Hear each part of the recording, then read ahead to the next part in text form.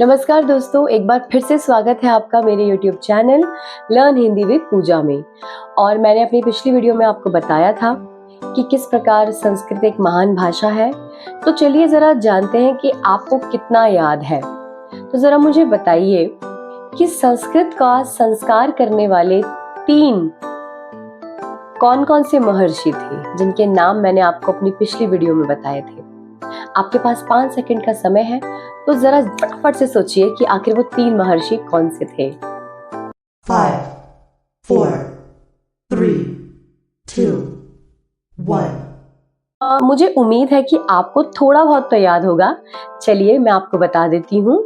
तो वो 3 थे महर्षि पाणिनि, महर्षि पतंजलि और महर्षि कात्यायन, जिन तीनों ने मिलकर इस भाषा का संस्कार किया। तो चलिए आज की वीडियो शुरू करते हैं।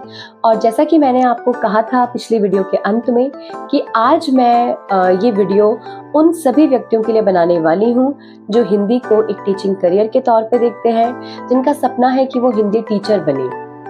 देखिए, आपने भी अपने आसपास ये महसूस किया होगा कि हिंदी को एक विषय के तौर पर पढ़ाना, ऐसे बहुत कम ही लोग होंगे जो हिंदी विषय में कुछ आगे करना चाहते हैं या फिर वो हिंदी भाषा को पढ़ाना चाहते हैं बच्चों को, या हिंदी के टीचर बनना चाहते हैं।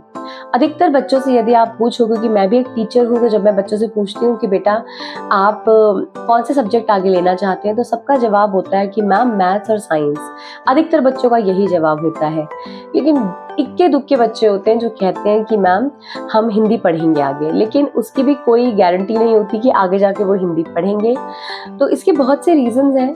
आज जिस तरह से कंपटीशन बढ़ता जा रहा है और बच्चों को लग रहा है कि बस सभी बीटेक कर लें, सभी आईआईटीएन बन जाएं, लेकिन देखिए ऐसा कुछ नहीं है। वो भी एक अपना स्ट्रगल है। पढ़ना और आगे नौकरी करना दोनों बहुत अलग अलग बातें हैं, दोनों में जमीन आसमान का अंतर होता है। इसी तरह बीएड करना और टीचर बनना, स्कूल में पढ़ाना, इन दोनों ही बातों में बहुत अंतर होता है। बीएड तो सब कर लेते हैं, लेकिन क्या सबकी नौकरी लग पाती है? क्या सभी अच्छा पैसा कमा पाते हैं? क्या सबको अच्छी सैलरी मिलती है? ऐसा क्यों है कि एक ही इंस्टीट्यूट से बीएड करने वाले 2 अलग अलग बच्चों को हिंदी टीजीटी की नौकरी तो मिली, लेकिन एक तनख्वाह ले रहा है 20,000 की और दूसरा जो बच्चा है उसको तनख्वाह मिल रही है 50,000 से भी ज्यादा। तो इसका कारण क्या है? तो आज हम इन्हीं विषयों पर चर्चा करेंगे कि आप अगर हिंदी के अध्यापक बनना चाहते हैं तो आगे आपके लिए क्या स्कोप है, हिंदी में आप टीचर कैसे बन सकते हैं। तो चलिए हम शुरू करते हैं आज की चर्चा। तो देखिए, सबसे पहले यदि आप हिंदी के टीचर बनना चाहते हैं और अगर अभी आप 12th में हैं, तो बहुत जरूरी है कि आप ग्रेजुएशन में हिंदी विषय को चुनें। अब यहाँ पर 2 बातें हैं। एक तो ये कि क्या आपके पास 12वीं में हिंदी है? अगर है तो बहुत अच्छी बात है, और अगर नहीं है तो आपने 10वीं तक तो हिंदी पढ़ी ही होगी। आप उसके आधार पर भी एक भाषा का चुनाव कॉलेज में कर सकते हैं, हिंदी भाषा का चुनाव आप कर सकते हैं। तो आप हिंदी में बीए कीजिए और फिर मास्टर्स में भी हिंदी लीजिए। इस प्रकार आप पहला पड़ाव पार कर लेंगे। तो ये है पहला स्टेप। दूसरा स्टेप है बीएड में जाना, बीएड का एंट्रेंस क्लियर करना।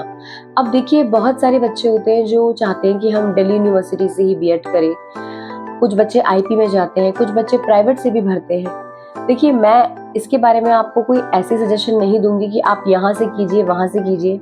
मुझे लगता है जब आप टीचिंग जॉब में जाते हैं तो वहां पर आपका पढ़ाने का ढंग, आपकी नॉलेज और आपका एक्सपीरियंस ही काउंट होता है।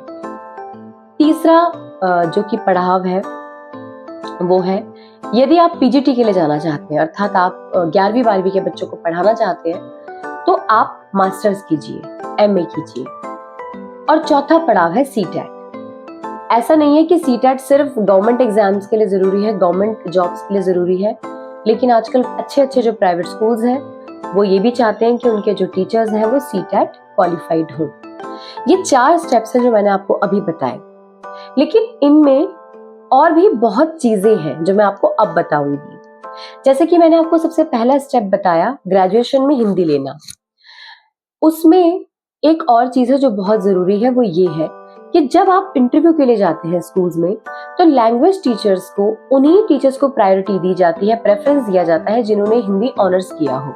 जैसे कि मैंने हिंदी ऑनर्स किया था, तो जब मैं हिंदी टीचिंग के लिए गई तो मेरे साथ जो दूसरे जो पार्टिसिपेंट्स आए थे जिन्होंने बीए में हिंदी पढ़ी है एज अ सब्जेक्ट, उन्होंने हिंदी ऑनर्स नहीं किया, जिन्होंने बीए में हिंदी ना पढ़ के बीए प्रोग्राम किया और मास्टर्स में हिंदी पढ़ी है, वो टीचर्स मेरे साथ आए थे और उन टीचर्स को वहां पे रिजेक्ट कर दिया गया, ये कहकर कि आप हमारे स्कूल में लैंग्वेज टीचर्स के लिए कंपलसरी है कि उनके पास हिंदी ऑनर्स हो। तो ये एक बहुत जरूरी बात है। देखिए, कुछ स्कूल्स में ऐसा है, कुछ में नहीं है, लेकिन रिस्क क्यों लेना, मैं यही बोलती हूँ। यदि आपको भाषा की अध्यापिका बनना है या अध्यापक बनना है तो उसी भाषा में महारत हासिल कीजिए, उसी में आप ऑनर्स कीजिए, उसी को पढ़िए, आपको उसमें बहुत गहन जानकारी प्राप्त होती है। और जो बच्चे हिंदी ऑनर्स करते हैं, जो सिर्फ बीए प्रोग्राम में एक सब्जेक्ट हिंदी पढ़ते हैं, उनमें जमीन आसमान का अंतर होता है। बहुत ही ऑब्वियस सी बात है कि जो बच्चा ऑनर्स कर रहा है वो बहुत डिटेल में सारी चीजें पढ़ता है, जबकि दूसरे जो बच्चे हैं जो हिंदी को एज अ सब्जेक्ट पढ़ते हैं, वो बच्चे इतना डिटेल में नहीं जान पाते। तो इसीलिए जो स्कूल्स हैं वो भी चाहते हैं कि हमारे पास ज्यादा नॉलेज वाला जो है कैंडिडेट आए। अब दूसरी बात हम करते हैं बीएड की। देखिए, बीएड करने से पहले अगर आप मास्टर्स कर लें वो बहुत अच्छा रहेगा। क्यों? क्योंकि जरूरी नहीं है कि अगर आपको टीजीटी ही बनना है तो आप मास्टर्स ना करें और आप सोचें कि नहीं मैंने बीए कर ली, मैंने तो बीएड कर लिया तो अब मुझे अच्छे स्कूल में नौकरी मिल जाएगी। ऐसा कुछ नहीं है। आपके पास जितनी ज्यादा क्वालिफिकेशन होगी आपको उतनी अच्छी जॉब मिलेगी। इसीलिए पहले बीए कीजिए, ग्रेजुएशन में आप ऑनर्स कीजिए हिंदी से, फिर आप हिंदी से मास्टर्स कीजिए। मास्टर्स आप डिस्टेंस में भी कर सकते हैं, रेगुलर भी कर सकते हैं, वो आपकी चॉइस है। तीसरा आता है बीएड। अब मैंने बीएड का आपको बता दिया कि आप किसी भी यूनिवर्सिटी से करें, बशर्ते आपने वहां पर सीखा हो। मैं रेगुलर को प्रेफरेंस देती हूँ, मैंने खुद भी बीएड रेगुलर किया है। उसका एक कारण है दोस्तों, वो ये है कि वो आपकी ट्रेनिंग होती है। आप एडोलेसेंस से कैसे डील कर सकते हैं, यदि आप टीजीटी बनना चाहते हैं, आप कैसे उस एज ग्रुप को हैंडल कर सकते हैं, डिसिप्लिन ला सकते हैं, उनके बिहेवियर में कौन कौन से चेंजेस होते हैं जो आपको जानने बेहद जरूरी है यदि आप टीजीटी बनेंगे। तो ये सारी बातें आप रेगुलर में ही सीख सकते हैं। तो इसीलिए मैं यही आपको राय दूंगी कि आप बीएड रेगुलर करें और उसके बाद आप सीटेट जरूर जरूर जरूर करें। अभी तक हमने बात करी थी सिर्फ एलिजिबिलिटी की कि आप कैसे एलिजिबल है एक हिंदी टीचर बनने के लिए, टीजीटी या पीजीटी। अब बात आती है ग्राउंड रियलिटीज की, वास्तविकता की। देखिए दोस्तों, यदि आप हिंदी से बीए करते हैं, हिंदी से एमए करते हैं और अब आप हिंदी टीचर बनने जा रहे हैं, और यदि आप सोचते हैं कि हमें तो सिर्फ हिंदी भाषा का प्रयोग करना है, शुद्ध हिंदी में बात करनी है, तो देखिए आप बिल्कुल गलत हैं। आज हमारी सोसाइटी में अंग्रेजी भाषा की भी उतनी ही डिमांड है, बल्कि बहुत अधिक डिमांड है। और स्कूल्स भी यही चाहते हैं कि उनके जो टीचर्स हैं वो स्मार्ट हों और अच्छी इंग्लिश बोलने वाले हों। यदि आप हिंदी टीचर बनना चाहते हैं तो आप अपनी इंग्लिश पर भी काम कीजिए। आपको थोड़ी बहुत बोलने वाली इंग्लिश आनी चाहिए कि आप पेरेंट्स के साथ, टीचर्स के साथ, अपने मैनेजमेंट के साथ इंग्लिश में कम्युनिकेट कर सके। दूसरी बात आती है, हिंदी भाषा पर आपकी पूरी कमांड होनी चाहिए। आपको डिटेल में सारी चीजें पता होनी चाहिए। देखिए, 6ठी से 8वीं तक एनसीईआरटी की किताबें स्कूल लगाए या ना लगाए ये उनके ऊपर है, अर्थात कोई पाबंदी नहीं है। 9th ऑनवर्ड्स सीबीएसई एनसीईआरटी की जो बुक्स हैं वो लगाना कंपलसरी है। 6th to 8th स्कूल अपनी अपनी किताबें लगाता है, लेकिन फिर भी मैं आपको एनसीईआरटी की किताब का नाम बता देती हूँ। वसंत भाग 1 6ठी के लिए, वसंत भाग 2 7वीं के लिए, वसंत भाग 3 8वीं के लिए। और 9th में जब हम आते हैं तो हिंदी कोर्स बी में स्पर्श भाग 1 और संचयन भाग 1 चलती है, जबकि 10वीं में हिंदी कोर्स बी में स्पर्श भाग 2 और संचयन भाग 2 चलती है। ठीक इसी प्रकार हिंदी कोर्स ए में कृतिका भाग 1 क्षितिज भाग 1 चलती है और 10वीं में हिंदी कोर्स ए में कृतिका भाग 2 और क्षितिज भाग 2 चलती है। तो ये पुस्तकें हैं जो एनसीईआरटी की तरफ से लगाई गई हैं।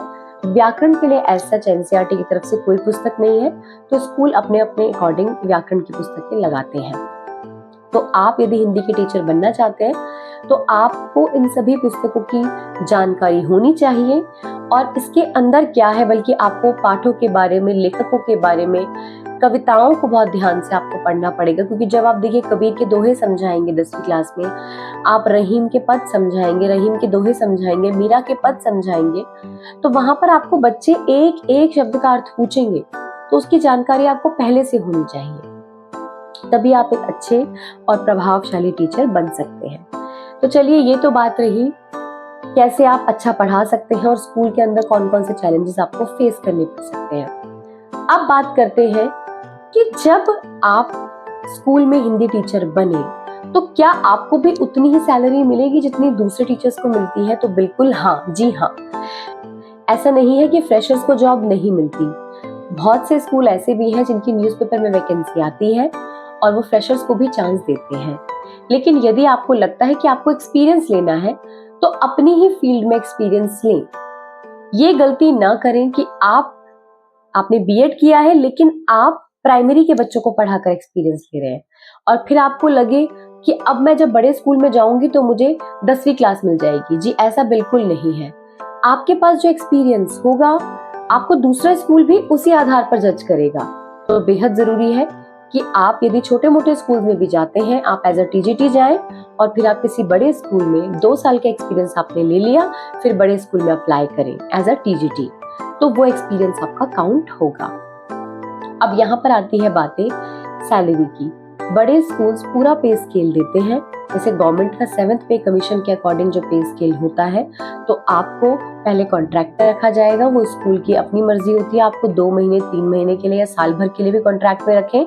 आपकी परफॉर्मेंस अगर अच्छी है तो वो आपको प्रोबेशन में डाल देंगे और प्रोबेशन में डालने के बाद आपका जो पे स्केल है वो शुरू हो जाएगा। उसके बाद स्कूल के साथ अगर आपका संबंध अच्छा है तो आपको परमानेंट भी कर दिया जाता है। और देखिए, जो सैलरी आपको मिलती है वो कम से कम 70 से 75 के बीच में आपको मिलेगी अगर आप टीजीटी हैं, और पीजीटी है तो इससे थोड़ी ज्यादा ही आपको मिलेगी।